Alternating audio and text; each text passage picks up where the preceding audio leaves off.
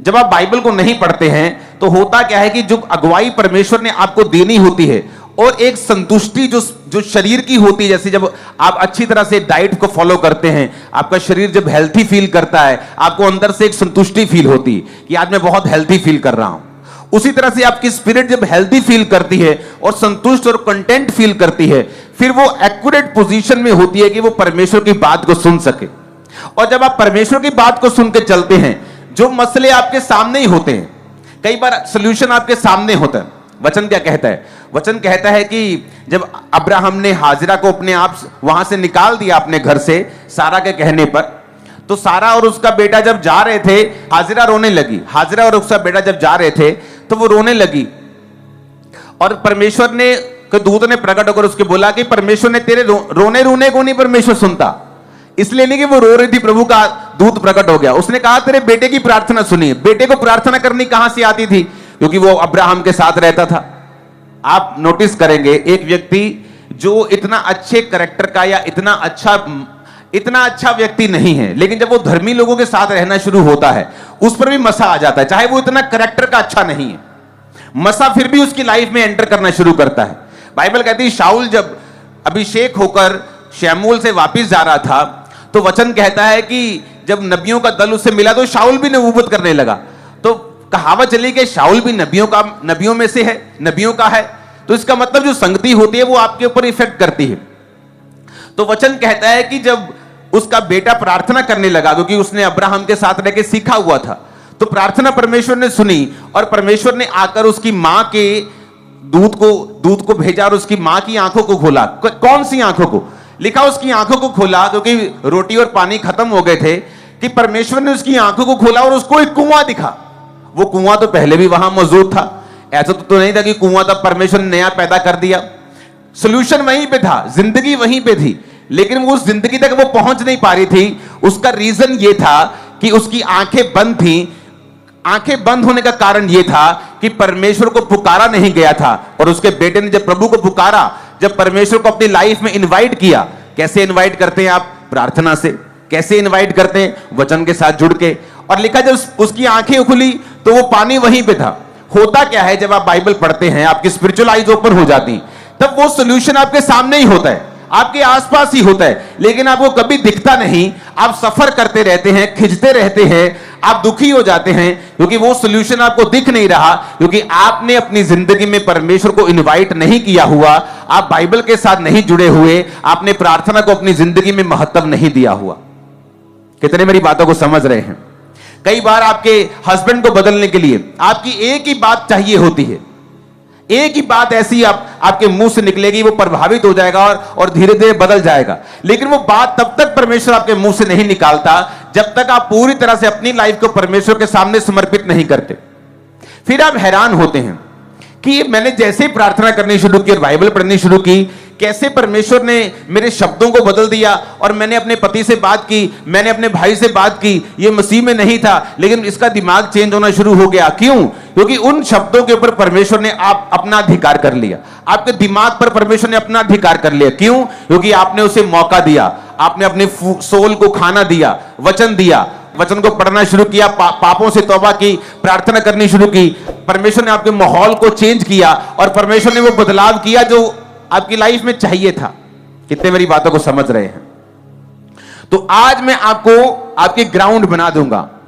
और आपने नोटिस किया होगा कि डिलीवरेंस वीक्स जो पिछले साल हुए थे, अब तक उनकी टेस्टिमनीज को हम पाते हैं कि मेरे घर में 20 साल से शराब था, मेरे घर में 15 साल से शराब था, मैं डिलीवरेंस वीक्स के दौरान आया था और मेरी लाइफ चेंज हो गई। मैं आपको बता रहा हूं, अब वही थर्सडे आ चुके हैं, आपकी लाइफ कभी सेम नहीं रहने, कभी इन जीसस ने, मैं आपको बता रहा हूं। तो आज हम स्टार्ट करेंगे पहला राजा 17 बाब उसकी 1 आयत से।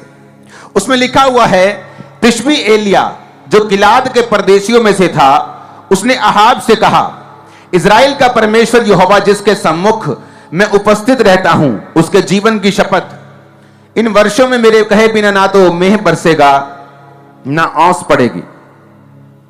तब यहोवा का वचन ये उसके पास पहुंचा, यहां से चलकर पूर्व की ओर जा और करीत नामक नाले में जो यरदन के पूर्व में है छुप जा, उसी नाले का तो पानी पिया कर, और मैंने कौओं को आज्ञा दी है कि वो तुझे खिलाएं। यहोवा का ये वचन पाकर वह यरदन के पूर्व में करीत नामक नाले में जाकर छिपा रहा, और सवेरे और सांझ को कौवे उसके पास रोटी और मांस लाया करते थे, और वो नाले का पानी पिया करता था। यहां पर पहली आयत मैं फिर से आपके लिए पढ़ूंगा। उसमें लिखा है तिशबी एलिया। तिशबी यानी उसके बैकग्राउंड का, जैसे तिशबी लोग, पहाड़ी लोग, हम बोलते हैं इजरायली लोग, हां ऐसे नाम था उस तिशबी। तिशबी एलिया कि नेपाली लोग ऐसे। तो तिशबी एक एरिया का नाम था कि तिशबी एलिया जो गिलाद के प्रदेशियों में से था। उसने अहाब से कहा, सीधी एंट्री होती है एलिया अहाब, यानी एक प्रभु का दास, दूसरा उस देश का राजा, इजराइल का राजा और परमेश्वर का नबी। इधर प्रभु का नबी खड़ा है, इधर इजराइल का राजा खड़ा है। पहला राजा 17 से पहले एलिया का जिक्र कहीं नहीं आता।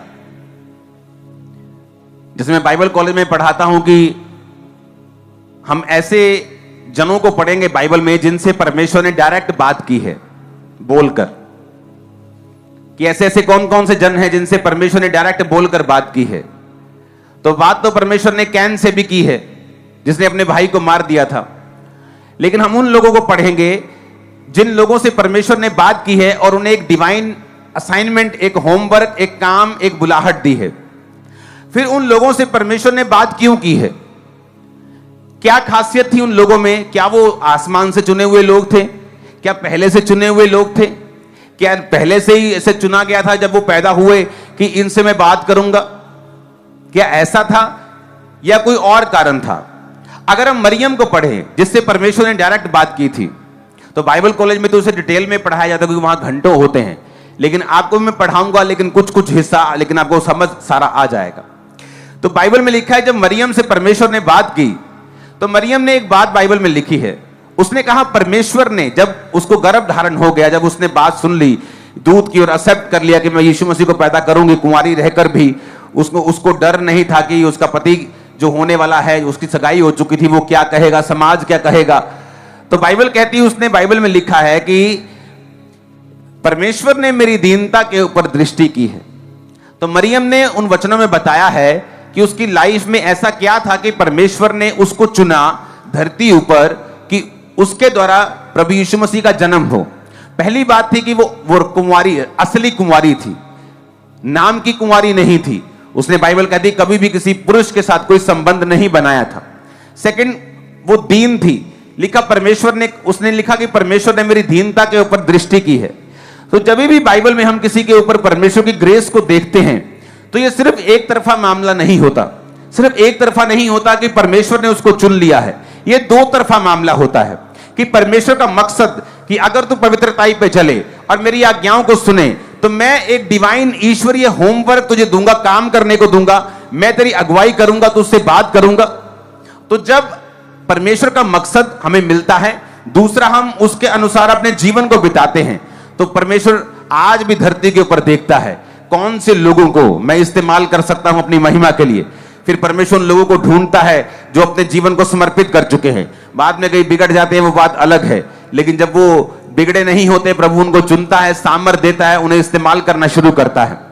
तो ये परमेश्वर का प्लान था। और मरियम ने कहा कि परमेश्वर ने मेरी दीनता के ऊपर दृष्टि की है, अब से सब लोग मुझे धन्य कहेंगे। तो वो वचन में आप पढ़ सकते हैं जिनसे परमेश्वर ने डायरेक्ट बात की है और क्यों की है। ये जीवनियां हम बाइबल कॉलेज में पढ़ाते हैं, लोग और स्टूडेंट्स पढ़ते हैं, और उसके बारे में डिस्कशंस होती है और स्टडी होती है कि ऐसा क्यों था कि परमेश्वर ने उनसे डायरेक्ट बात की, उनको असाइनमेंट दी, और क्यों था ऐसा, वो सारी चीजों की स्टडी होती है। आज हम स्टडी कर रहे हैं एलिया की। अगर हम एलिया को देखें तो उसकी कोई सी बैकग्राउंड का जिक्र नहीं है, नहीं बताया गया उसका मां कौन था, नहीं बताया गया उसका पिता कौन था, उसका भाई कौन था, वो कहां से आया था। अभी तो जब वो एलिया नजर आया तब तो उसके आई थिंक बाल उड़ चुके थे, वो एक यंग भी नहीं था, आई थिंक यंग उम्र को भी पार कर चुका था। तो एलिया एक ऐसा मनुष्य एकदम से अपीयर होता है, एकदम से जाहिर होता है, ना उसकी बैकग्राउंड, ना माता, ना पिता, ना कोई क्या करता था, कौन सा बिजनेस करता था, कैसे प्रभु ने चुना, कुछ भी बताया, उसकी बैकग्राउंड नहीं बताई गई, लेकिन सीधा उसको राजा के सामने पेश कर दिया गया। बाइबल कहती है अगर तू काम करने में निपुण हो, कौन सा काम? अगर तू परमेश्वर के सामने सही रीति के साथ चले, तो परमेश्वर का वचन कहता है कि वो तुझे छोटे लोगों के सामने नहीं, बड़े लोगों के सामने खड़ा करेगा। हालेलुया। अगर आपको अपनी लाइफ का स्टैंडर्ड बढ़ाना है, आपको अपनी स्पिरिचुअल लाइफ का स्टैंडर्ड बढ़ाना पड़ेगा। बहुत सारे पास्टर्स कहते हैं मुझे अपनी सेवकाई का स्टैंडर्ड बढ़ाना है। आपको अपनी स्पिरिचुअल लाइफ का स्टैंडर्ड बढ़ाना पड़ेगा। जैसी आपकी स्पिरिचुअल लाइफ है वैसी ही आपकी सेवकाई होती। आप मुंह से जो मर्जी कह दें, रिजल्ट बोलता है। तो यहां पर जिक्र यह होता है कि एलिया का कोई भी बैकग्राउंड नजर नहीं आता। इसका मतलब क्या? परमेश्वर ने क्यों ऐसा किया कि एलिया का बैकग्राउंड क्यों नहीं बताया गया? क्योंकि वचन ये कहता है और बाइबल हमें बताती है, नए नियम में कुरिन्थिया में भी पौलुस लिखता है कि आपकी बैकग्राउंड कोई मायने नहीं रखती, आपकी जाति कोई मायने नहीं रखती, आपका पास्ट कोई मायने नहीं रखता। आप छोटे हैं, कहां से आए हैं, अनपढ़ हैं, पढ़े लिखे, कोई मायने नहीं करता। मायने क्या करता है? उसने कहा, उसने जब राजा से कहा इज़राइल का परमेश्वर यहोवा जिसके सम्मुख में उपस्थित रहता हूं, तो ये उसका सीक्रेट था कि जिस परमेश्वर के सामने मैं उपस्थित रहता हूं। एलिया एक ऐसा जन था जो रोज प्रभु के सामने उपस्थित रहता था, प्रभु के सामने खड़ा रहता था, उसकी हजूरी में रहता था, उसकी प्रेजेंस में रहता था, प्रार्थना में रहता था। यह उसका सीक्रेट था।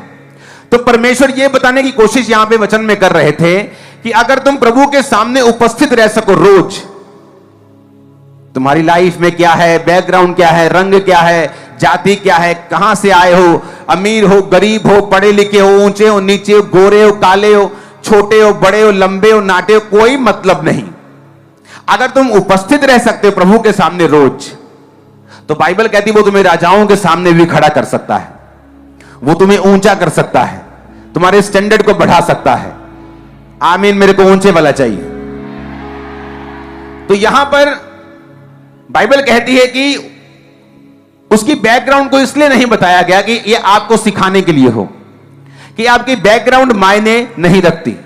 आप गरीब परिवार से जन्म लेकर भी यीशु मसीह में आकर उस गरीबी के बंधन को तोड़कर झंडे गाड़ सकते हो यीशु मसीह के नाम। मैं आपको बता रहा हूं, आप एक आम परिवार से आकर भी दुनिया के बेस्ट देशों में बेस्ट पोजीशन पे पहुंच सकते हो अगर आप प्रभु के सामने उपस्थित रह सकते हो तो। हालेलुया। यहां पर एक राजा के सामने वो जिम्मेवारी लेता है कि मेरे कहे बिना बारिश भी नहीं आएगी, औंस भी नहीं पड़ेगी। इतनी दिलेरी कैसे हुई? जबकि अगर आप आगे पढ़ें, इसी एलिया की स्टोरी को आगे पढ़ें, जब उसने बाल के नबियों को और अशेरा के नबियों को मार दिया, 850 नबी एक दिन में मारे गए। और उसके बाद जब अहाब ने जाके अपनी पत्नी इजाबेल को बताया कि एलिया ने 850 नबियों को मार दिया है, तो उसने एक मैसेज भेजा एलिया को। उसने कहा, एलिया अगर शाम तक मैं तेरा हाल वही ना कर दूं, तो देवता मुझसे भी वही अधिक करे जो उनके साथ हुआ है। तो बाइबल कहती है एलिया भागा। अब क्यों भागा? जो राजा से नहीं डरा, इजाबेल से कैसे डर सकता है? जो फर्स्ट पावर से नहीं डरा, सेकंड पावर से कैसे डर सकता है? इसका एक एग्जाम्पल है कि जब चाहे वो एलिया था, नाम बड़ा था, लेकिन पावर का सोर्स परमेश्वर था। उपस्थित रहा प्रभु के सामने, और जब आप प्रभु के सामने उपस्थित रहते हैं, आप में एक अजीब तरह की दलेरी आ जाती। वो कैंसर फिर आपको डराता नहीं, वो दुश्मन आपको डराने नहीं पाता। लेकिन अब जब एलिया अपनी स्पिरिचुअल पावर को यूज करता जा रहा था, बाल के नबियों को मारा, आग उतारी, सब कुछ किया, प्रार्थना का लेवल लो हो गया। जब प्रार्थना लो हो गया और शैतान ने धमकी दी, तो बाइबल कहती भागा। इससे क्या मालूम होता है कि आपकी लाइफ में ना तो बल से कुछ होगा, ना शक्ति से होगा, ना आपकी विल पावर से होगा, ना आपकी शारीरिक दलेरी से होगा। बड़े बड़े शारीरिक दलेर जब परमेश्वर के राज्य को जरूरत होती भाग जाते हैं। कौन टिका रहता है? जो स्पिरिट में, जो आत्मा में, जो प्रार्थना में स्ट्रांग है। और जब एलिया को अपनी गलती समझ आई कि मैं राजा के सामने खड़ा रहा, 850 नबियों के सामने खड़ा रहा, इतनी ताकत थी मुझ में, मैंने बोला कि जो आसमान से आग उतार कर उत्तर देगा वही परमेश्वर। मैंने आग को उतारा यहोवा के नाम में, और अब मैं कैसे डर गया? तो यह बात समझ आपको आनी चाहिए कि बैकग्राउंड मायने नहीं करती, पतरस शारीरिक रूप से दलेर आदमी था। कैसे साबित होता है? क्योंकि जब यीशु मसीह को पकड़ने के लिए आए तो किसी चेले ने कुछ नहीं कहा, लेकिन पतरस ने तलवार से एक व्यक्ति को मारना चाहा, एक सिपाही को मारना चाहा, उसने सिर पर मारी उसके, लेकिन वो हटा दो कान पे लगे और कान उखड़ गया उसका। तो जीसस ने वो कान वापस जोड़ दिया बिना किसी सर्जरी के। हालेलुया। तो बिना किसी सर्जरी के जब जोड़ा तो इसे मालूम होता है कि पतरस एक बड़ा दलेर व्यक्ति था। लेकिन प्रभु ने उससे कुछ कहा था उसी रात, उस घटना से पहले, जब पतरस ने कहा था प्रभु अगर तू मरा तो मैं तेरे साथ मरूंगा, तो प्रभु ने कहा था कि आज मुर्गे का जब बांग होगा 3 बार तो मेरा इनकार कर देगा। तो जब यीशु मसीह को पकड़ के ले गए तो एक व्यक्ति बोला ए तू भी उन गलीलियों में से है, तू भी उसका चेला है। कहता नहीं नहीं मैं उसका चेला नहीं। एक बार इनकार कर दिया। आज सीखने लगा। औरत ने कहा तेरी बोली तेरा भेद खोलती है, तू भी उनमें से है। 3 बार उसने इनकार किया और फिर लानते डालने का, लानत तो जो यीशु को जानता हूं। और जो मुर्गे ने बांग दी और जीसस ने दूर से उसकी ओर देखा और उसको शर्मिंदगी महसूस हुई। वो रोने लगा। उसको याद आया कि मैं चाहे जितना मर्जी शारीरिक रूप से दलेर हूं, लेकिन प्रभु ने जो मुझसे कहा था कि प्रार्थना कर, ऐसा ना हो कि तू परीक्षा में पड़ जाए। कई बार बोलते मैं पक्का क्रिश्चियन हूं, ऐसी की तैसी, शैतान कुछ नहीं कर सकता, मैं मर भी जाऊंगा। लेकिन जब शैतान आपको अपने पंजे में फंसाता है और परिस्थितियां घेरती हैं, फिर आप डावांडोल होने लगते हैं। क्यों? क्योंकि आप अपनी फिजिकल विल पावर से यीशु मसीह में नहीं चल सकते। और यही बात एलिया को समझ आई कि जब तक मैं प्रभु के सामने उपस्थित रहता था, राजा की भी मैंने बैंड बजा दी, उसके सामने डराने और जिम्मेवारी मेरे कई बिना बारिश नहीं है। उसने ये नहीं कहा राजा देख मैं प्रभु का दास आ, मेरे तो ना कुछ गल आवे, मैं तेन प्रभु का देना आया मैसेज।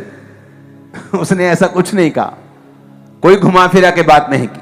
उसने कहा राजा मेरे कहे बिना ना बारिश आएगी ना ओस पड़ेगी। लेकिन वही एलिया जब उसकी पत्नी ने एक धक्का मारा तो भाग गया वहां से। रीजन, प्रभु के सामने उपस्थित रहना, रोज उपस्थित रहना, हर रोज उपस्थित रहना डैनियल की तरक्की का राज था। मौत आए, जीवन आए, बारिश आए, तूफान आए, प्रॉब्लम आए, दुख आए, सुख आए, लेकिन दिन में 3 बार यरूशलेम की खिड़कियों को खोलकर वो प्रार्थना और धन्यवाद करना छोड़ता नहीं था। ये आपकी लाइफ का सीक्रेट है। मेरी बाइबल स्टडी का आपको कोई फायदा नहीं होगा अगर आज का वचन आप नहीं फॉलो करेंगे। तो अगली बाइबल स्टडी जो होगी वो तभी आपकी लाइफ में काम आएगी अगर आप इन बेसिक्स को फॉलो करेंगे। तो आपकी लाइफ में पाप नहीं होना चाहिए, आपकी लाइफ में बाइबल स्टडी होनी चाहिए, बाइबल पढ़ना होना चाहिए, तीसरा आपकी लाइफ में प्रार्थना होनी चाहिए। अगर ये तीनों चीजें आप अपनी लाइफ में कंप्लीट करते हैं, फास्टिंग के साथ हफ्ते में 1, 2, 3, लेकिन जब स्पेशल बोली जाती हैं तो आपको पूरी करनी है। उसके बाद जब आप फिर चलेंगे और प्रार्थना करेंगे और आप थर्सडे की और संडे की बाइबल टीचिंग को लेना शुरू करेंगे, प्रभु आपसे बात करेंगे, छुटकारे की ओर आपको लेके जाएंगे, आप छुटकारे की ओर चल पड़ेंगे और इसी साल छुटकारा आपके हाथ में होगा। और मेरे को आमीन ऊंचे वाला चाहिए। मैंने छुटकारे को होते देखा पिछले डिलीवरेंस मीटिंग्स के दौरान। बहुत बड़ी बड़ी गवाहियां, सरकारी पदों पे लगे हुए बड़े ऊंचे ऊंचे पदों के लोग, किस तरह से परमेश्वर ने उन दिनों के दौरान उनको चर्च में भेजा, उनको डिलीवर किया और डिलीवरेंस की शुरुआत उन दिनों से हुई और आज वो डिलीवर हो रहे हैं कंप्लीटली और आगे बढ़ते जा रहे हैं। स्टेप बाय स्टेप परमेश्वर उनको आगे लेके जाता जा रहा है। वो उन डिलीवरेंस वीक्स के कारण था। अब फिर से वो ग्रेस आपकी लाइफ के ऊपर आएगी। आप बाइबल टीचिंग को सुनेंगे, गहरी बाइबल स्टडी को लेंगे, प्रार्थना को रिसीव करेंगे, मास प्रेयर को रिसीव करेंगे, ले हैंड को रिसीव करेंगे, ऑयल को रिसीव करेंगे। आपकी लाइफ सेम नहीं रहने वाली। स्पिरिचुअल फीस्ट शुरू हो चुके हैं। आप खुल के आत्मिक खाने को खाओगे और मजबूत हो जाओगे। आमीन। मेरे को ऊंचे वाला और खड़कने वाला चाहिए।